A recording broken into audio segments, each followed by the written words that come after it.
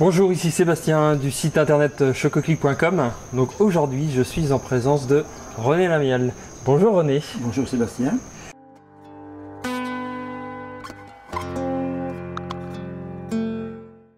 Donc aujourd'hui, je suis avec René parce que il a quand même un passé assez important de chocolatier. Il a une histoire vraiment importante. Et j'avais vraiment envie de l'interviewer pour vous aujourd'hui. Donc René, est-ce que tu peux nous expliquer ton histoire? Comment tu es venu à faire, j'imagine, ton apprentissage et tout ça? Raconte-nous un petit peu. C'est tout simple. J'ai fait mon apprentissage au départ à Belfort. Ensuite, j'ai eu l'occasion de faire un concours et de rentrer dans l'enseignement. J'étais donc professeur à Rouen en pâtisserie et chocolaterie. D'accord. Et puis, j'ai voulu changer. J'ai donc quitté l'enseignement. Et nous nous sommes installés à Épinal. Pourquoi Épinal? Parce que mes parents étaient de Belfort et mes beaux-parents de Saint-Miel, et Épinal se trouvait au centre. Ok. Voilà. Donc, pourquoi ce métier de chocolatier? Parce que d'origine suisse, de maman en Suisse, donc j'avais ça dans le sang. Ok. Et justement, qu'est-ce qui t'a fait venir vraiment pencher à la chocolaterie, pâtisserie? Alors pourquoi? Voilà, parce que j'ai eu l'occasion de faire des études de chocolat en Suisse.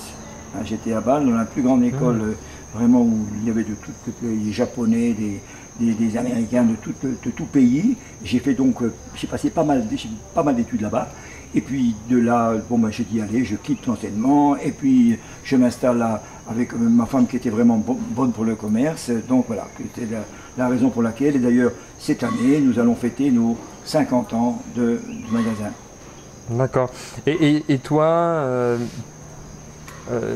qu'est-ce qui te fait vibrer avec toutes ces années? Parce que ça fait quand même un bail que tu es chocolatier. Alors moi, le chocolat, c'est vrai, je pense que j'ai dû tomber dans une bassine de chocolat parce que je suis vraiment imprégné de chocolat.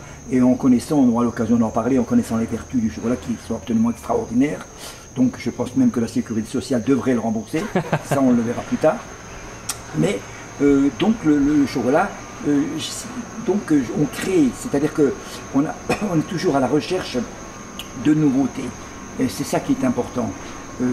Alors comme j'ai l'occasion, on a une équipe absolument sensationnelle avec mon fils qui est comment dirais-je, qui est gérant. Moi je suis toujours dans l'affaire, ma belle-fille, ma femme et notre premier ouvrier Frédéric Boulot, qui sont avec mon fils deux artistes absolument exceptionnels qui font des pièces que l'on peut voir sur Facebook, vraiment des pièces qui sont à voir. D'accord. Mais pour toi justement, alors qu'est-ce que le chocolat ça représente dans ta vie? Alors le chocolat, moi je vais même, c'est bizarre, mais j'avais 5, 6, 7 ans, chez moi, je faisais des chocolats et maman s'arrachait les cheveux parce qu'il y avait du chocolat partout. Donc depuis là, c'est même incroyable qu'à 5, 6 ans, on puisse être amoureux d'un métier. D'accord, c'est vraiment ça qui a fait que... Alors l'explication également, c'est qu'à Rouen, où j'étais enseignant, il y avait un professeur qui est de dessin qui s'appelait Claude Gelé. Et c'est pas Claude Gelé, même le Claude Deloire, qui m'a dit René, tu as une femme qui est super, qui est bien pour le commerce, tu devrais quitter l'enseignement. C'est la raison pour laquelle on s'est retrouvés à Épinal. Épinal. Et toi aujourd'hui, justement, avec tout ça, tout ton parcours, c'est quoi les réalisations où tu es le plus fier de toi? Alors moi c'est vrai qu'on a la chance, c'est que par exemple en 78, enfin je parle mal, c'est 78, ce sont mes origines suisses là. Oui. En 78, nous avons présenté au salon de l'Intersuc à Paris, nous avons présenté des spinadors. Les spinadors sont deux coquilles de nougatine, un praliné chocolatier à l'intérieur et 80 chocolatiers. J'ai dit René, tu n'as aucune chance. Je suis reparti à Épinal. 3 jours après, on me téléphone, Monsieur Lamiel, vous êtes champion de France, meilleur au monde franc. Je n'en croyais pas à mes yeux. Alors, mais la chance nous a souri puisque 22 ans après, en 2000, on me présente les contes de fées. Ce sont des images avec des chocolats avec des images d'Épinal dessus. Et toujours un seul premier prix, champion de France à nouveau pour la deuxième fois. C'est quelque chose d'inimaginable. Ça m'est resté ancré. Ouais, ça c'est vraiment quelque chose où tu es fier de ça. Fabuleux, alors que nous avons eu l'occasion d'être encore 2 fois champion de France en 2003 avec les 7 péchés capitaux et en 2009 avec la trilogie. Mais ça m'a moins marqué que en 2000, l'année 2000, voilà, c'était quelque chose de fabuleux. Ok, c'est vrai que maintenant il y a beaucoup de spécialités, des choses, ça c'est vraiment exceptionnel. Ouais. Oui, c'est-à-dire que c'est vrai que ce métier, c'est très vaste. Par exemple, j'ai parlé tout à l'heure des pièces artistiques. on peut faire n'importe quelle pièce, on peut reproduire n'importe quoi. Un personnage, on le reproduit, comme les émondos, oui, c'est incrusté dedans. On fait des choses vraiment, bon, bah, on arrive même, on veut faire du nougat comme à Montélimar, des calissons comme à Aix, des bergamotes comme à Nancy, des madeleines. Alors là, les madeleines comme à Commercy. Ouais. Ma femme étant de Saint-Miel, parlant de Commercy, j'ai un ami qui m'a donné une recette, me dit René, tu ne la donnes pas, on fait 5000 madeleines par mois. C'est quelque chose d'extraordinaire. Pour moi, c'est du jamais vu. C'est pour ça que ce métier, moi, je ne regrette pas d'avoir quitté l'enseignement. Et justement, parce que ce métier-là, il évolue sans cesse, et ces dernières années, il a beaucoup évolué. Qu'est-ce que tu penses de cette évolution du métier de chocolatier? Alors moi, je pense que le métier, bon, ça a changé. Auparavant, il y a 20 ou 30 ans, c'était le lait qui prenait. Maintenant, les personnes se rendent compte que le chocolat noir, on aura l'occasion d'en reparler, des vertus, c'est absolument fabuleux. Donc on vend beaucoup plus de chocolat noir. C'est le noir qui prime. On peut dire les 2/3 de noir, facilement. D'accord. Alors que le lait, pour moi, bon ben, on ne peut pas critiquer ceux qui mangent du lait. Pour avoir les mêmes vertus, ils sont obligés de manger un peu plus. Mais le noir, alors là, Napoléon III a dit en 1853 qu'il ne fallait pas taxer le chocolat vu ses nombreuses vertus. C'est pour ça que j'ai dit tout à l'heure, la Sécu devrait le rembourser. Oui, pourquoi pas. Ça pourrait être pas mal, ça. Moi, je pense que... et justement, par rapport à cette évolution, par rapport au Beans to Bar, entre autres, ceux qui commencent à fabriquer directement de la fève, qui fabriquent leurs tablettes, qu'est-ce que toi tu penses de cette évolution? Moi je suis pour. Par exemple, nous sommes en Lorraine, je pense, un premier chocolatier à sélectionner nos fèves.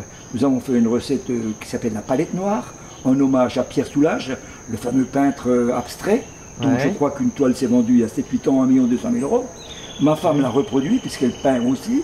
On a fait un petit dépliant et on a ce tableau de Pierre Soulages. Et on a appelé ce chocolat la palette noire. Alors qu'est-ce que nous avons mis comme fève? Bien, beaucoup de Venezuela, qui est du Criollo. Nous avons mis de la République dominicaine et également un peu de Côte d'Ivoire, qui est le premier pays producteur de cacao. Et bien sûr, pour avoir en Côte d'Ivoire un bon cacao, il faut trouver, parce que des terroirs, il n'y en a pas beaucoup, parce qu'il faut toute la quantité. Mais on arrive à trouver quand même. Mais alors bien sûr, quand j'ai parlé du Venezuela, c'est le summum.